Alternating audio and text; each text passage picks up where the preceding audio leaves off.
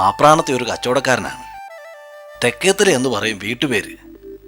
വറീത്. എൻ്റെ മകനാണ് innocent. Teacher ദൈവത്തെ കരുതി അവനെ ശപിക്കരുത്, മാപ്പാക്കണം. മനഃപൂർവ്വം ഒന്നും അല്ലായിരുന്നല്ലോ, ഒരബദ്ധം പറ്റിയതല്ലേ. എൻ്റെ കാലക്കെടിന് അടുത്തുണ്ടായിരുന്ന ഞാനതപ്പോഴേ ക്ഷമിച്ചു. ആ, ഇതങ്ങോട്ട് വെച്ചേക്ക്. എനിക്കിപ്പോഴാ ശ്വാസം നേരെ വീണത്. ലോകത്ത് വേറൊരു ശിക്ഷയും ഗുരുശാപത്തിൻ്റെ അത്ര വരില്ല. ഇതിൻ്റെ പേരിൽ ഇന്നസെന്റിന്റെ നേർക്ക് പ്രത്യേകിച്ചൊന്നും ആക്ഷൻ എടുക്കണ്ടെന്ന് ഹെഡ് മിസ്ട്രസിനോട് ഞാൻ പറഞ്ഞിട്ടുണ്ട്. ഇതെന്തിനാ ഇതൊക്കെ? എൻ്റെ ഒരു മനസമാധാനത്തിന്. ആശുപത്രിയിൽ മുഷിഞ്ഞൊരേ കിടപ്പല്ലേ, അതിനിടയിൽ 2 കഷ്ണം കഴിച്ചാ അത്രയും കുറച്ചല്ലേ എൻ്റെ മകനോട് ദേഷ്യം തോന്നും. നല്ല വേദനയുണ്ടല്ലേ? പച്ച മാംസത്തിലല്ലേ തീ കത്തി കയറിയത്, വേദനിക്കാണ്ടിരിക്കോ? ശനിയാഴ്ചത്തേക്ക് പോകാമെന്നാ. 4-5 ദിവസം കൂടി റെസ്റ്റ് എടുത്താ സ്കൂളിൽ പോയി തുടങ്ങാമെന്നാ. തിരക്ക് പിടിക്കണ്ട, സാവകാശം മാറിയിട്ട് മതി. ഞാനെന്നാ ഒന്നിവിടം വരെ വരാൻ തോന്നിയല്ലോ, ഉപകാരം. ഇന്നസെന്റ് എല്ലാവരും എഴുതി തള്ളണ പോലെ ഒരു മണ്ടനല്ല. ഷാഡോ പ്ലേക്ക് നോക്കി വായിച്ചിട്ടാണെങ്കിൽ പോലും ഇന്നസെന്റിന്റെ കമന്ററി കേട്ട് ഞാനങ്ങ് നിന്നുപോയി. അത്രയ്ക്ക് അവൻ എഴുതി ഉണ്ടാക്കിയില്ലേ. ആ ബുദ്ധി എന്തേയാവോ ആ കുട്ടിക്ക് പഠിത്തകാര്യത്തിൽ തോന്നാത്തേ? വിഷമിക്കണ്ട, തോന്നും. അവൻ മിടുക്കനാവും. എന്നാ ഞാൻ വരട്ടെ ടീച്ചറെ.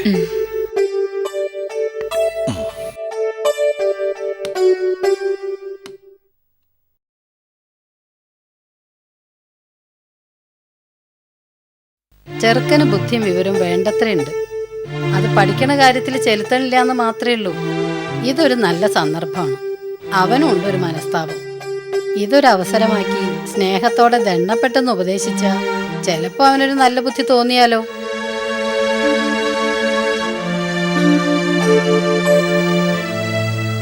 ഇന്നസെന്റ് എല്ലാവരും എഴുതി തള്ളണ പോലെ ഒരു മണ്ടനല്ല.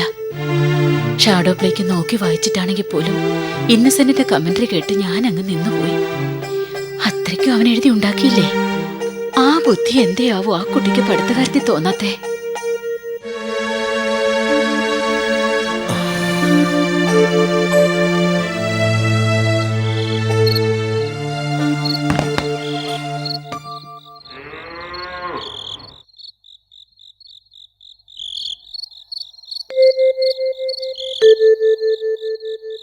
അപ്പനെന്തേ ഉറങ്ങിയില്ലേ? എന്നെക്കുറിച്ച് ഓരോന്ന് ഓർത്തപ്പോ ഉറക്കം വന്നില്ല.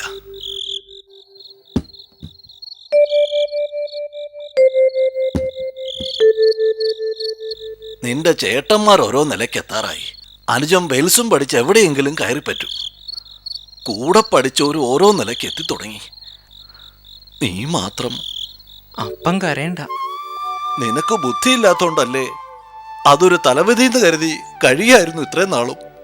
അതല്ല സത്യമെന്നും നിനക്ക് നല്ല ബുദ്ധിയുണ്ടെന്നും പഠിക്കുന്ന കാര്യത്തിൽ മനഃപൂർവ്വം നീ അത് ചെലുത്താത്തതാണെന്നും നിന്റെ ഹെഡ് മിസ്സസ് പറഞ്ഞപ്പോ ആ സമാധാനം പോയി. ആശുപത്രി പൊള്ളിക്കിടക്കണ പാർവതി ടീച്ചറും അത് തന്നെ പറഞ്ഞപ്പോ എന്റെ മനസ്സിൽ ആദ്യം മൂത്തു. പിന്നെ എങ്ങനെയാ കിടന്നാൽ ഉറക്കം വരിക? അപ്പ ഞാനും തള്ള എന്തു ദ്രോഹാ നിന്നോട് ചെയ്തേ? ഞങ്ങളെ ഇങ്ങനെ തീറ്റിക്കാൻ.